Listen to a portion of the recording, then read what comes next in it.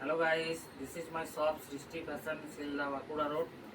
তো কাল শুভ অক্ষয় তৃতীয়া আছে, তো সেই উপলক্ষে মহিলাদের জন্য আমি কিছু কুর্তির কালেকশন নিয়ে এসেছি।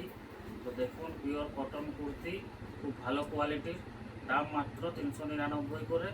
কালেকশানগুলো দেখুন, খুব ভালো ভালো কোয়ালিটির, খুব ভালো ভালো কালার আছে।